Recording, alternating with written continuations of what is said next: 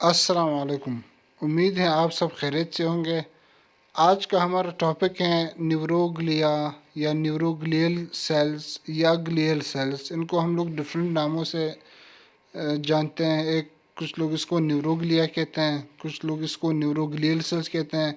कुछ बुक्स या research articles के मुताबिक ये ग्लियल सेल्स हैं, सिर्फ और सिर्फ ग्लियल सेल्स हैं या सपोर्टिंग सेल्स हैं। ये ग्लियल सेल्स क्या रोल प्ले करते हैं, किस तरह से ये काम करते हैं और इनके फंक्शंस क्या हैं, ये सारे के सारे आज के इस प्रेजेंटेशन में हम लोग को समझाएंगे। ये एक बहुत ही इंपॉर्टेंट टाइप ऑफ सेल्स है न्यूरोग्लियल सेल्स, जो कि सपोर्टिंग सेल्स हैं, जिनके बगैर न्यूरॉन का फंक्शन जो है वो इनकम्प्लीट है न्यूरोग्लियल सेल्स के बगैर। तो आ जाए देखते हैं कि न्यूरोग्लियल सेल्स है क्या। इन न्यूरोग्लियल सेल्स या ग्लियल सेल्स और न्यूरॉन्स के दरमियान अगर हम लोग डिस्कशन देख लें तो एक साइड पे ग्लियल सेल्स कह रहे हैं कि hi what why doesn't anyone talk about me, मेरे बारे में क्यों कोई बात नहीं करता। न्यूरॉन कहते हैं कि आप तो कुछ करते ही नहीं हो, जो कुछ भी करता हूँ मैं करता हूँ, तो इसलिए कोई आपके बारे में बात नहीं करता। और एग्जैक्टली है भी इसी तरह, क्योंकि जो ब्रेन के या सेंट्रल नर्वस सिस्टम के जो काम है वो दो काम है। एक तो ये कि मैसेज को इंटीग्रेट करना, मेमोरी वगैरह ये सारे काम करना, दूसरा कि मैसेज को ब्रेन की तरफ लेके जाना और ब्रेन से वापस कलेक्ट करना मैसेजेस को, जो कि नर्व्स करते हैं। अब इसमें हमें इन बातों में हमें कहीं पे ग्लियल सेल्स का रोल नज़र नहीं आ रहा। तो ग्लियल सेल्स हालांकि एक बहुत इंपॉर्टेंट रोल प्ले करते हैं, जो ग्लियल सेल्स के कहने के मुताबिक के आज के इस लेक्चर में हम आपको बताएंगे कि ग्लियल सेल्स कितनी ज़्यादा इम्पोर्टेंट हैं, कि वो न्यूरॉन को चैलेंज कर रहे हैं कि हम आपसे ज़्यादा या आपके बराबर के इम्पोर्टेंट हैं। तो सबसे पहले हम ये देखेंगे कि न्यूरोग्लियल सेल्स और न्यूरॉन्स में फंक्शंस डिफरेंसेस क्या है, न्यूरोग्लियल सेल्स क्या है और न्यूरॉन्स क्या है।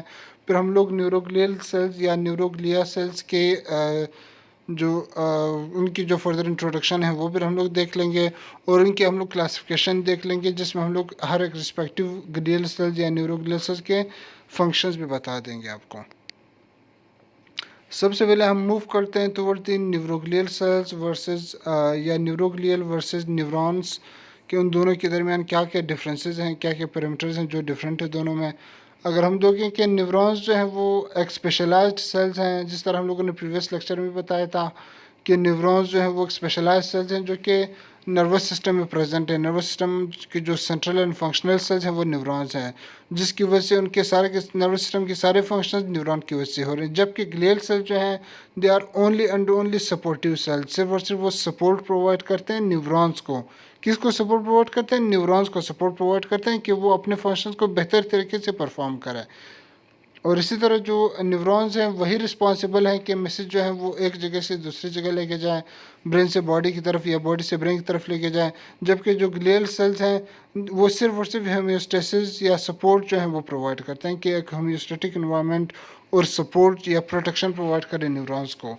और जो सिग्नल ट्रांसडक्शन का काम है वो सिर्फ और सिर्फ न्यूरॉन्स का ही काम है, उसमें ग्लियल सेल्स का ऐसे खुद कोई काम नहीं है, लेकिन वो उस सिग्नल ट्रांसडक्शन के प्रोसेस में हेल्प कर सकते हैं। या तो उनकी स्पीड इंक्रीज या डिक्रीज कर सकते हैं, या तो उनको प्रोटेक्शन प्रोवाइड कर सकते हैं। तो इन वजूहात की वजह से अगर ग्लियल सेल्स ना हो तो न्यूरॉन्स तो कुछ भी नहीं कर सकता, न्यूरॉन तो अपने आप को प्रोटेक्ट तक नहीं कर सकता। तो इसलिए ग्लियल सेल्स जो हैं वो बहुत ज़्यादा ज़रूरी है नर्वस सिस्टम में या न्यूरॉन्स के सपोर्ट करने के लिए। न्यूरॉन्स के अगर हम लोग टाइप्स देख लें, प्रीवियस लेक्चर में हम लोगों ने बताया था कि इसके ऑन बेसिस ऑफ जो यूज़ या ऑन बेसिस ऑफ फंक्शन जो है इसकी सेंसरी, मोटर और इंटर न्यूरॉन्स है, जो कि एक बहुत ही इंपॉर्टेंट क्लासिफिकेशन है। और ग्लियल सेल्स जो आज हम आपको बताएंगे इसके डिफरेंट टाइप्स हैं, ओलिगोडेंड्रोसाइट्स, एस्ट्रोसाइट्स, एपिंडाइमल सेल्स, मैक्रोग्लिया, श्वान एंड सेटेलाइट सेल्स। ये हम लोग वन बाय वन आज इसके फंक्शंस आपको बता देंगे। यहाँ पर आप डायग्रामेटिकली आप देख सकते हैं कि न्यूरोग्लियल सेल्स और ग्लियल न्यूरॉन्स के स्ट्रक्चर में भी काफ़ी सारे डिफरेंसेस हैं। अब यहाँ पर ये जो येलो कलर का है इसको अगर आप देखेंगे ये एक न्यूरॉन है। न्यूरॉन के ऊपर माइलिन शीथ प्रेजेंट है, और वो माइलिन शीथ किस वजह से है? वो सिर्फ और सिर्फ ओलिगोडेंड्रोसाइट्स या फिर सेंट्रल नर्वस सिस्टम में फिर पेरिफेरल में फिर श्वान सेल्स की वजह से हैं। तो अगर श्वान सेल्स ना हो, माइलिन या ओलिगोडेंड्रोसाइट्स अगर नहीं होंगे तो माइलिन शीथ नहीं होगा। माइलिन शीथ अगर नहीं होंगे तो इनको उनकी प्रोटेक्शन नहीं होगी, न्यूरॉन्स जो है वो प्रोटेक्ट नहीं रहेंगे। इसी तरह एस्ट्रोसाइट जो है वो आगे हम देखेंगे कि वो भी डिफरेंट सपोर्ट और ब्लड सप्लाई वगैरह प्रोवाइड करते हैं। माइक्रोग्लिया जो है वो माइक्रोब से इनको प्रोटेक्ट करते हैं। तो ये एक बहुत ही इंपॉर्टेंट पैरामीटर्स हैं जो ग्लियल सेल्स हैं न्यूरॉन्स के लिए। मतलब आप ये कह सकते हैं कि neurons neuroglial cells are the right hand of neurons, जिसके बगैर न्यूरॉन जो है वो कुछ भी नहीं है। न्यूरॉन कुछ भी नहीं कर सकता अगर ग्लियल सेल्स ना हो, ना या न्यूरोग्लियल सेल्स अगर ना हो, खुदा न खास्ता। तो सबसे पहले हम यहाँ पर देखते हैं कि ग्लियल सेल्स है क्या। ग्लियल सेल्स जो कि शुरू में इनको ग्लियल सेल्स के नाम से सिर्फ ये पहचाना जाता था। ग्लिया जो कि एक ग्रीक वर्ड ग्लिया से निकला है विच मीन्स ग्लू। इसका नाम ग्लियल या ग्लिया इस वजह से रखा गया था क्योंकि पहले ज़माने में ये समझा जाता था कि इसका सिर्फ और सिर्फ काम एक सपोर्ट करना है। सपोर्ट मीन्स कि एक फ़िज़िकल सपोर्ट प्रोवाइड करना, न्यूरॉन्स को अपने पोजीशन में रखना। आपने मेरे ख्याल में कभी नहीं देखा होगा कि आपका एक न्यूरॉन जो है वो कभी जो शाइटिक नर्व जो कि फॉर एग्ज़ाम्पल एक नर्व है और स्पाइनल नर्व है जो कि आपके जो मूवमेंट या जो लोअर लिम्स हैं, फीट्स जो है उनको वो मैसेज प्रोवाइड करते हैं शाइटिक नर्व, उन तक वो उनको वो इनर्वेट करते हैं। तो हमने तो कभी ये नहीं सुना कि किसी का शाइटिक नर्व जो है वो टांग से निकल के फॉर एग्जाम्पल हाथ में आ गया हो या शोल्डर में आ गया हो। अब उनको अपने पोजीशन में कौन रखता है, अपने पोजीशन में बरकरार कौन रखता है? ग्लियल सेल्स या ग्लिया सेल्स रखते हैं। तो एक ज़माने में ये समझा जाता था कि जो न्यूरोग्लियल सेल्स है उनका सिर्फ और सिर्फ यही काम है। हालांकि ये भी इम्पोर्टेंट काम है, लेकिन ये समझा जाता था कि सिर्फ यही काम है। लेकिन सिर्फ यही काम नहीं है, ग्लियल सेल्स के काफ़ी सारे काम हैं जो वो करते हैं। तो जिसकी वजह से बाद में उनका नाम न्यूरोग्लिया या न्यूरोग्लियल सेल्स इस तरह से रखा गया। और हर जो नर्वस सिस्टम है इसमें न्यूरॉन्स हम लोगों ने पढ़े थे कि जो न्यूरॉन्स जो है वो मिलियंस में होते हैं या बिलियंस 100 बिलियन न्यूरॉन्स होते हैं। तो और जो न्यूरोग्लियल सेल्स हैं वो इसको भी अब 10 गुना ज़्यादा कर दो, उतने ज़्यादा न्यूरोग्लियल सेल्स प्रेजेंट हैं। हर एक न्यूरॉन के साथ 10 to 50 ग्लियल सेल्स जो है वो प्रेजेंट होते हैं, जिसकी वजह से हम ये कहते हैं कि glial cells are 10 to 50 times more in number than neurons, क्योंकि न्यूरॉन्स को हर तरह की ग्लियल सेल की ज़रूरत है। कोई सपोर्ट प्रोवाइड कर रहा होगा, कोई माइलिन शीथ प्रोवाइड कर रहा होगा, कोई होम्योस्टेसिस प्रोवाइड कर रहा होगा, कोई इनको प्रोटेक्ट कर रहा होगा, कोई इनको ब्लड सप्लाई दे रहा होगा, कोई इनको माइक्रोब से बचा रहा होगा। हर ग्लियल सेल का डिफरेंट फंक्शन होगा, जिसकी वजह से हर न्यूरॉन के साथ मोर देन 10 या 10 to 50 जो है वो ग्लियल सेल्स प्रेजेंट होते हैं। और ग्लियल सेल्स जो कि न्यूरॉन्स हम लोगों ने प्रीवियस लेक्चर में कहा था कि जो न्यूरॉन्स है वो डिवाइड नहीं कर सकते हैं, माइटोसिस नहीं कर सकते हैं। क्यों? क्योंकि उनमें सेंट्रोसोम या सेंट्रियोल एब्सेंट है, जबकि न्यूरॉन ग्लियल सेल्स में या न्यूरोग्लियल सेल्स में वो प्रेजेंट है सेंट्रोसोम, जिसकी वजह से डिवाइड कर सकते हैं। लेकिन ग्लियल सेल्स नॉन एक्साइटेबल हैं, ये खुद से मैसेज को आगे फॉरवर्ड नहीं कर सकते हैं, वो न्यूरॉन का काम है। इनके काम ये है कि होम्योस्टेटिक सपोर्ट प्रोवाइड करना, प्रोटेक्शन प्रोवाइड करना, डिफेंस मैकेनिज्म प्रोवाइड करना और ब्लड वगैरह ब्लड सप्लाई प्रोवाइड करना, जो कि हम लोग आगे ऑनवर्ड स्लाइड्स में आपको समझा देंगे। ये एक different types of neuroglial sales with structures हैं, जिस तरह श्वान सेल्स हैं या फिर ओलिगोडेंड्रोसाइट्स हैं, ये दोनों माइलिन शीथ प्रोवाइड करते हैं। Schwann cells central nervous system, brain और स्पाइनल कॉर्ड में माइलिनेशन पेरिफेरल नर्वस सिस्टम में माइलिनेशन प्रोवाइड करते हैं। और जो ओलिगोडेंड्रोसाइट्स हैं ये ब्रेन और spinal cord central nervous system में माइलिनेशन प्रोवाइड करते हैं। इसी तरह से माइक्रोग्लियल सेल्स या एपेंडाइमल सेल्स और एस्ट्रोसाइट्स जो हैं वो भी अपने स्पेसिफिक फंक्शंस परफॉर्म करते हैं। इनकी अगर हम लोग क्लासिफिकेशन दें कि जो न्यूरोग्लियल सेल्स हैं इनकी हम लोग दो बेसिस पे क्लासीफाई करते हैं, on basis of their location की बेस पे। एक वो न्यूरोग्लियल सेल्स हैं जो सेंट्रल नर्वस सिस्टम में प्रेजेंट हैं, मतलब ब्रेन या स्पाइनल कॉर्ड में अगर कोई न्यूरोग्लियल सेल प्रेजेंट हैं तो उनको हम लोग सेंट्रल न्यूरोग्लिया कहते हैं। दूसरे वो न्यूरोग्लियल सेल्स हैं जो पेरिफेरल नर्वस सिस्टम में प्रेजेंट है, उनको हम लोग पेरिफेरल न्यूरोग्लियल सेल्स या न्यूरोग्लिया कहते हैं। जो सेंट्रल न्यूरोग्लिया है इसके 4 टाइप्स हैं, जिसमें सबसे पहले हमारे पास माइक्रोग्लिया आ जाता है, एपेंडाइमल सेल्स हैं, और इसी तरह इसमें जो है वो ओलिगोडेंड्रोसाइट्स हमारे पास आ जाते हैं, और इसके अंदर एस्ट्रोसाइट्स आ जाते हैं। और जो हमारे पास जो पेरिफेरल नर्वस सिस्टम है इसमें 2 तरह के सेल्स आ जाते हैं, एक हमारे पास सेटेलाइट सेल्स आ जाते हैं, सेकेंड हमारे पास श्वान सेल्स जिसके अंदर आ जाते हैं। तो ये एक different types of neuroglial sales हैं। और यहाँ पर जो एस्ट्रोसाइट्स इनको हम लोग फिर फर्दर 2 क्लासेस में डिवाइड करते हैं एस्ट्रोसाइट्स को। एक फाइब्रस एस्ट्रोसाइट्स हैं, दूसरा हमारे पास प्रोटोप्लाज्मिक एस्ट्रोसाइट्स हैं। ये भी दोनों हम लोग सेपरेटली इसके फंक्शंस और पैरामीटर्स हम लोग आके देख लेंगे। ये कुछ डिफरेंट टाइप्स हैं जो कि सेंट्रल न्यूरोग्लियल सेल्स, सबसे पहले हम उन्हीं की तरफ आते हैं कि सेंट्रल न्यूरोग्लियल सेल्स में जो है वो हम लोगों ने देखा था कि इसमें एस्ट्रोसाइट्स हैं जिसके दो टाइप्स हैं, फाइब्रस और प्रोटोप्लाज्मिक एस्ट्रोसाइट्स। फिर हमारे पास एलोग्योडेंड्रोसाइट्स हैं इसके अंदर माइक्रोग्लियल सेल्स हैं, और इसके अंदर एक और टाइप थी एपेंडाइमल सेल्स। ये जो एपेंडाइमल सेल्स हैं इनका, यहाँ पर जो एपेंडाइमल सेल्स हैं इनका बेसिक फंक्शन जो है वो सेरेब्रोस्पाइनल फ्लूइड प्रोवाइड करना। ये सीएसएफ प्रोवाइड करते हैं सेंट्रल नर्वस सिस्टम को, या ब्रेन और स्पाइनल कॉर्ड को सीएसएफ प्रोवाइड करते हैं एपेंडाइमल सेल्स। और बाकी जो हमारे पास न्यूरोग्लियल सेल्स हैं वो यहाँ पर हम लोग बता देंगे, जिसमें सबसे पहले हमारे पास एस्ट्रोसाइट्स आ जाते हैं। एस्ट्रोसाइट जो हैं वो एक स्टार शेप्ड सेल्स होते हैं जो कि फिजिकल सपोर्ट और न्यूट्रिशनल सपोर्ट प्रोवाइड करते हैं न्यूरॉन्स को। फिजिकल सपोर्ट मीन्स कि उनको फिजिकली अपनी पोजीशन में होल्ड करके रखते हैं, फिजिकली उनको सपोर्ट करते हैं। और न्यूट्रिशनल सपोर्ट मीन्स कि जो डिफरेंट न्यूट्रिशंस हैं, ऑक्सीजन है या बाकी पैरामीटर जो हैं वो प्रोवाइड करेंगे, और वो जाहिर सी बात है वो ब्लड सप्लाई के थ्रू ही प्रोवाइड कर सकते हैं। तो इसका मतलब है कि ये ब्लड भी प्रोवाइड करेंगे। और अब ये किस तरह से करेंगे, ये सेंट्रल नर्वस सिस्टम को ब्लड वेसल्स के साथ ज्वाइन करेंगे। मतलब ये एक जॉइंट के तौर पे, जिस तरह आप ब्रिज लगाते हैं दो रोड्स के को कनेक्ट करने के लिए, या दो चौक को कनेक्ट करने के लिए आप ब्रिज लगाते हैं, तो जो ब्लड वेसल्स हैं और जो सेंट्रल नर्वस सिस्टम है उन दोनों को कनेक्ट करने के लिए भी जो ब्रिज हैं वो एस्ट्रोसाइट्स हैं। एस्ट्रोसाइट्स ब्लड वेसल से न्यूट्रिएंट्स लेके सेंट्रल नर्वस सिस्टम के पास ले आएगा, और सेंट्रल नर्वस सिस्टम जो है उसको कनेक्ट करेगा ब्लड वेसल्स के साथ। और इसके दो टाइप्स हैं, एक फाइब्रस एस्ट्रोसाइट, दूसरा प्रोटोप्लाज्मिक है। जो फाइब्रस एस्ट्रोसाइट्स यहाँ पर अगर हम देखेंगे, ये फाइब्रस एस्ट्रोसाइट्स हैं। फाइब्रस एस्ट्रोसाइट्स जो हैं वो ब्लड वेसल्स को कनेक्ट करेंगे toward the axon of the neuron के साथ। जो न्यूरॉन का एक्सॉन पार्ट है, हम लोगों ने प्रीवियस लेक्चर में बताया था, उसके साथ जो है वो ब्लड वेसल्स को कनेक्ट करेंगे। इसका मतलब है कि फाइब्रस एस्ट्रोसाइट्स एक्सॉन पार्ट को ही ब्लड और न्यूट्रिएंट्स वगैरह प्रोवाइड करेगा। और जो प्रोटोप्लाज्मिक एस्ट्रोसाइट्स हैं ये सेल बॉडी और जो साइनेप्स हैं, जहाँ पे सेल बॉडी के डेंड्राइट्स और जो साइनेप्टिक नोब या फिर जो एक्सॉन टर्मिनल्स हैं वो प्रेजेंट होंगे, उसको वो ब्लड सप्लाई प्रोवाइड करेंगे साइनेप्स को, और सेल बॉडी को जो है वो protoplasmic astrocytes blood supply provide कर रहे होंगे। ये दो बेसिक फंक्शन है। बाकी यहाँ पर हम लोग देखते हैं कि जो फाइब्रस एस्ट्रोसाइट्स हैं वो white matter of the central nervous system में पाए जाते हैं, जबकि प्रोटोप्लाज्मिक जो है वो ग्रे मैटर में पाए जाते हैं। और इसी तरह जो fibrous astrocytes that cover the axon of nerve cells and और कुछ हद तक साइनेप्स भी, और जो प्रोटोप्लाज्मिक है वो सेल बॉडी को और साइनेप्स को ज़्यादातर कवर करते हैं। और जो फंक्शंस हैं वो हम लोग आगे ऑनवर्ड डिटेल में इनको डिस्कस कर लेंगे कि इन दोनों के फंक्शंस क्या हैं। लेकिन खासकर जो फाइब्रस एस्ट्रोसाइट्स हैं वो blood brain barrier, B stands for blood brain barrier, जो कि एक बेसिकली एक बैरियर होता है।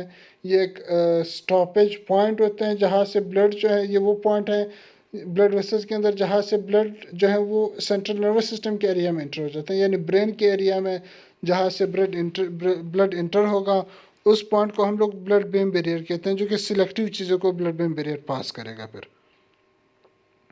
और ये ब्लड ब्रेन बैरियर जो है ये फाइब्रस एस्ट्रोसाइट से बना है। अब यहाँ पर अगर आप देखेंगे, अगर ब्लड ब्रेन बैरियर नहीं होगा तो इसका मतलब जो ब्रेन है वो प्रोटेक्ट नहीं होगा। अगर ब्रेन प्रोटेक्टेड नहीं होगा, जो कि बहुत ही सेंसिटिव पार्ट है, तो ब्लड में तो हमारे हर तरह के टॉक्सिक मटेरियल्स घूम रहे होते हैं, तो इसका मतलब है कि ब्रेन जो है वो इजीली डैमेज हो सकता है फिर। तो इसलिए जो ग्लियल सेल्स हैं उनके बगैर ब्रेन की वर्किंग करना इम्पॉसिबल है। ब्रेन वर्किंग नहीं कर सकता ग्लियल सेल्स के बगैर, जिसकी वजह से स्टार्ट में ही ग्लियल सेल्स ने न्यूरॉन को कम्पीट किया था कि मैं बहुत ज़्यादा इंपॉर्टेंट हूँ, और आज हम आपको बता भी देंगे कि हम कितने ज़्यादा इंपॉर्टेंट हैं। जो एस्ट्रोसाइट्स इनके अगर हम लोग दोनों के कंबाइन इफेक्ट्स अगर हम लोग देखें या इनके फंक्शन अगर देखें, तो एक तो ये है कि ये ब्लड ब्रेन बैरियर बनाते हैं, जिसकी वजह से ये एंट्री ऑफ सब्सटेंसेस को रेगुलेट करेंगे। स्पेसिफिक सब्सटेंसेस को ब्लड की तरफ, ब्लड से ब्रेन टिश्यूज में पास करवाएंगे, जिससे ये होगा कि जो ब्रेन है वो प्रोटेक्टेड रहेगा, उसमें कोई टॉक्सिक मटेरियल वगैरह जो है वो नहीं जाएंगे। दूसरा ये है कि जो फाइब्रस या एस्ट्रोसाइट्स जो हैं वो सपोर्ट, फिजिकल सपोर्ट भी प्रोवाइड करते हैं या सपोर्ट नेटवर्क प्रोवाइड करते हैं सेंट्रल नर्वस सिस्टम को। और दूसरा ये है कि ये जो केमिकल इन्वायरमेंट है न्यूरॉन्स का, सेंट्रल नर्वस सिस्टम में जो केमिकल इन्वायरमेंट है उसको भी ये बरकरार रखते हैं। इस जो ECF इन्वायरमेंट है, एक्स्ट्रा सेलुलर फ्लूइड, वो फ्लूइड या वो इन्वायरमेंट जो कि न्यूरॉन्स के बाहर जो इन्वायरमेंट होगा, जो सेल्स के बाहर जो इन्वायरमेंट होगा, उसको भी ये बरकरार रखते हैं। जिस तरह के से हम लोगों ने स्टार्ट में कहते हैं कि होम्योस्टेसिस प्रोवाइड करेंगे, तो इस पॉइंट से फिर होम्योस्टेसिस बरकरार रहेगा। फिर पीएच, टेम्परेचर, ये सारे पैरामीटर्स फिर इस वजह से बरकरार रहेंगे। और दूसरा ये कि ये कैल्शियम और पोटेशियम भी जो है वो प्रोवाइड करेंगे। अब कैल्शियम का पर्पज़ क्या है वो यहाँ पर हम शॉर्टली बता देंगे कि कैल्शियम का पर्पज़ जो है वो न्यूरोट्रांसमीटर रिलीज़ करवाना सिनेप्टिक नोब से या जो एक्सॉन टर्मिनल है वहाँ से न्यूरोट्रांसमीटर रिलीज़ करवाना। ये नेक्स्ट स्लाइड में हम लोग वीडियोग्राफिकली इसको बता देंगे कि कैल्शियम कितना इंपॉर्टेंट रोल प्ले कर सकते हैं। और न्यूरॉन को कैल्शियम प्रोवाइड कौन कर रहे हैं, वो एस्ट्रोसाइट्स प्रोवाइड कर रहे हैं उनको। और इसका मतलब है कि अगर एस्ट्रोसाइट्स नहीं होंगे तो कैल्शियम नहीं होगा, कैल्शियम नहीं होगा तो न्यूरो ट्रांसमीटर रिलीज नहीं होगा, न्यूरो ट्रांसमीटर अगर रिलीज नहीं होगा तो न्यूरॉन अपना मैसेज कैरी नहीं कर सकता होगा। तो इसका मतलब ये है कि न्यूरोग्लियल सेल्स के बगैर न्यूरॉन्स नामुकम्मल है। और इसी तरह जो फाइब्रस एस्ट्रोसाइट्स हैं वो कैल्शियम की वजह से फिर न्यूरो ट्रांसमीटर के लेवल को भी ये रेगुलेट करते हैं साइनेप्स पे। मतलब अगर ज़्यादा कैल्शियम निकलेगा ज़्यादा न्यूरोट्रांसमीटर का लेवल होगा, कम कैल्शियम होगा तो क्या कम न्यूरोट्रांसमीटर का लेवल होगा। फिर अब यहाँ पर आप वीडियोग्राफिकली देख सकते हैं कि साइनेप्स पे क्या होता है बेसिकली कि कोई भी एक्शन पोटेंशियल आएगा, एक्शन पोटेंशियल जो है उसकी वजह से कैल्शियम चैनल्स ओपन हो जाएंगे। कैल्शियम चैनल से कैल्शियम जो है वो इनसाइड द न्यूरॉन टर्मिनल चला जाएगा जहाँ पर वो सिनेप्टिक लेफ्ट पे सिनेप्टिक वेसिकल्स पे काम करेगा और वहाँ से न्यूरोट्रांसमीटर रिलीज़ करवाएगा।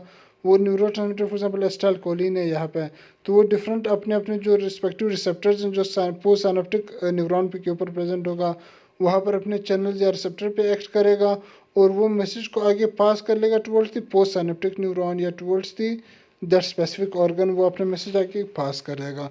इसका मतलब ये है कि अगर कैल्शियम रिलीज़ नहीं होता किसी भी रीज़न की वजह से, अगर ये एस्ट्रोसाइट डैमेज हो जाते हैं और कैल्शियम अगर रिलीज़ नहीं होगा तो न तो कि बेशक जितने भी एक्शन पोटेंशियल आते रहे जब तक कैल्शियम इंटर नहीं होगा न्यूरोट्रांसमीटर रिलीज़ नहीं होगा यहाँ से, जब न्यूरोट्रांसमीटर रिलीज़ नहीं होगा तो आगे मैसेज जाएगा नहीं।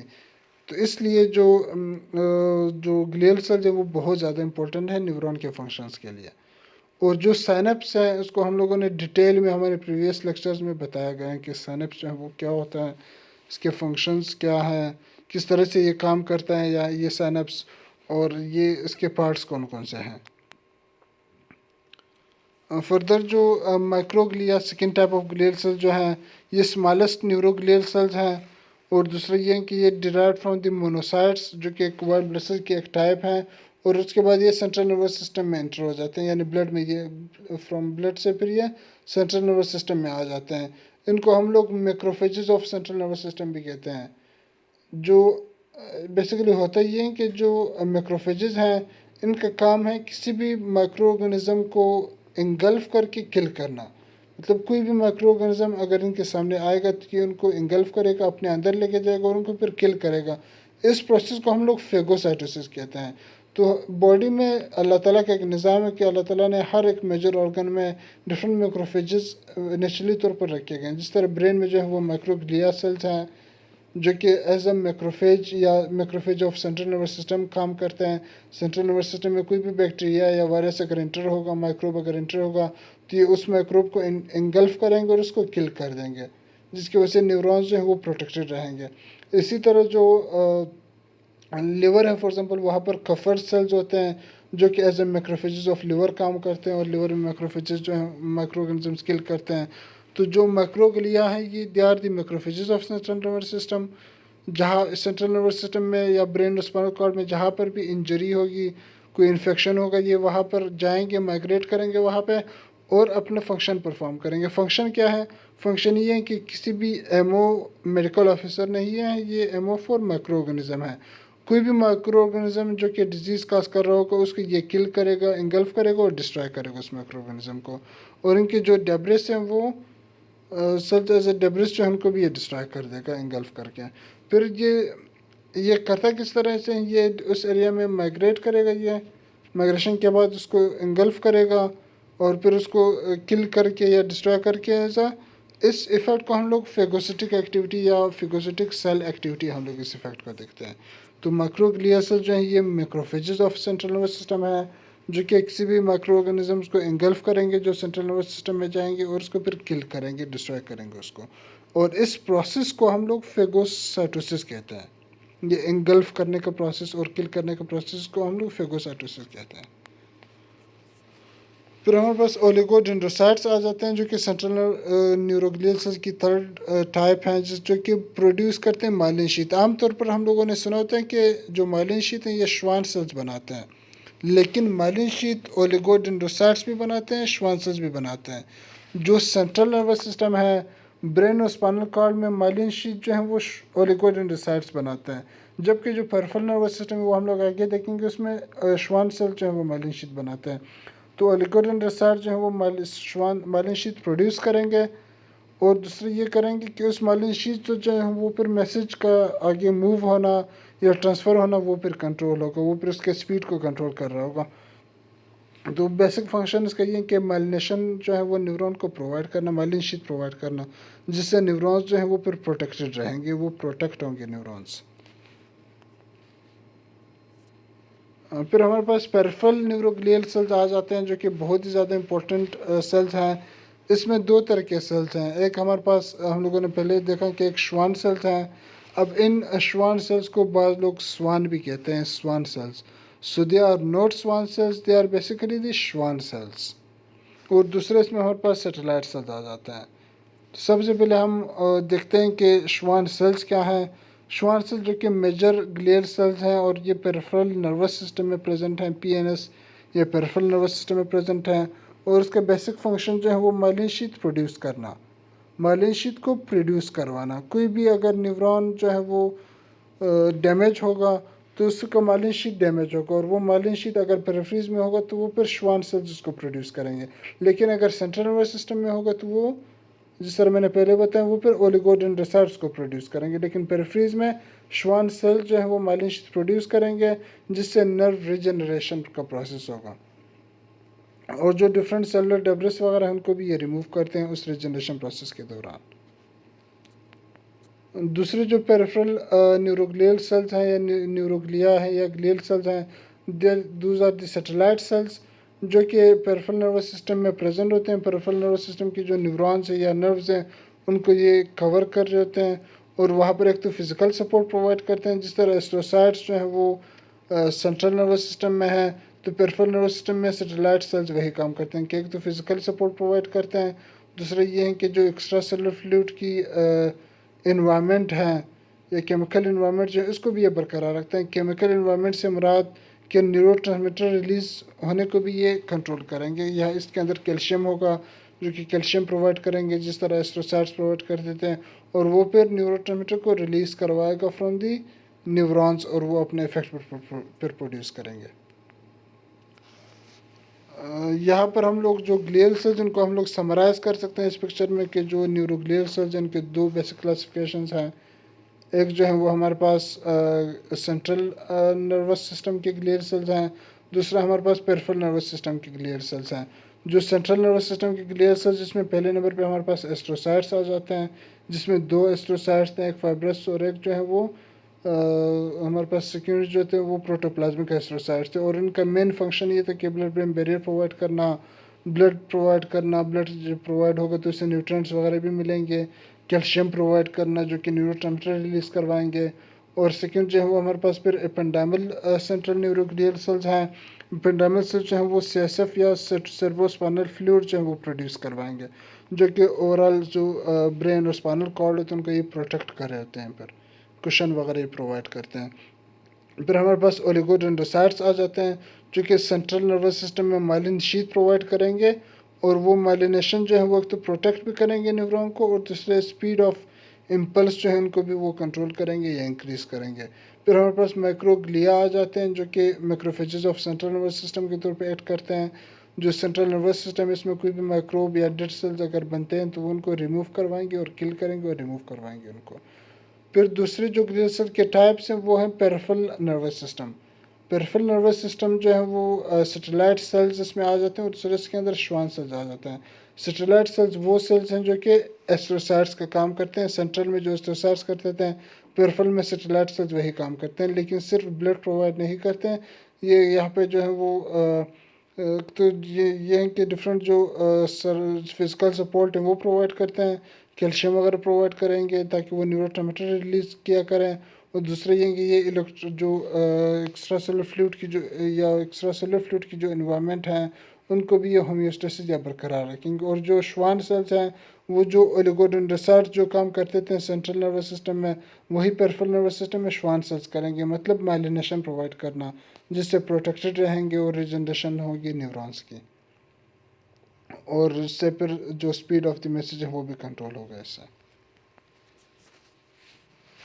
अच्छा, यहाँ पर एक कंबाइनली दिखाया गया है कि डिफरेंट ग्लियल सेल्स जो हैं वो किस तरह से इकट्ठे काम कर रहे होते हैं। फॉर एग्ज़ाम्पल किसी भी रीज़न की वजह से अगर कोई भी न्यूरॉन जो है वो डैमेज हो जाता है तो उस पर सारे जो न्यूरोग्लियल सेल्स हैं वो इकट्ठे उस पर काम करते हैं। कोई उन पर मालिन शीट बनाते हैं, कोई इस पर जो है वो ब्लड सप्लाई प्रोवाइड कर रहे होंगे, कोई जो है वो उनको जो है वो डिफरेंट जो माइक्रो ऑर्गेनिज्म उनको किल कर रहे होंगे। डिफरेंट तरीक़ों से चाहे ये इकट्ठे काम कर रहे थे, इसलिए एक स्टार्ट में हम लोगों ने कहा था कि एक ही न्यूरॉन के साथ मोर देन 50 नंबर ऑफ या 10 to 50 number of glial cells होते हैं। सर यहाँ पर आप देखेंगे कि ये माइलिनेटेड न्यूरॉन है, जब वो डीमाइलिनेशन या डैमेज हो गया किसी भी रीज़न की वजह से तो उसमें माइक्रो ग्लियल सेल्स जो हैं वो उसमें एक्टिव हो जाएंगे, ओलिगोडेंड्रोसाइट्स वहाँ पर आएंगे, मालिन शीट बनाएंगे, और इसी तरह जो ओवरऑल न्यूरॉन जो है वो फिर रिपेयर हो जाएगा। यहाँ पे ये माइलिनेटेड न्यूरॉन तो नॉर्मल था, ये जब डैमेज होंगे तो उससे फिर ये होगा कि यहाँ पर माइक्रोग्लिया सेल्स आ जाएंगे, वो माइक्रोब को किल कर देंगे, ओलिगोडेंड्रोसाइट्स आ जाएंगे, वो इस माइलिनेशन को रिपेयर कर देंगे, और एक नॉर्मल न्यूरॉन जो है वो दोबारा आ जाएगा अमल में। लेकिन ये प्रोसेस स्लो होता है न्यूरॉन रिजनरेशन का प्रोसेस एज़ कम्पेयर टू बाकी सेल्स। ये था आज का लेक्चर हमारा न्यूरोग्लियल सेल्स के बारे में। आप लोगों का अगर कोई भी क्वेश्चन हो तो कमेंट सेक्शन में पूछ लीजिएगा। Thank you so much.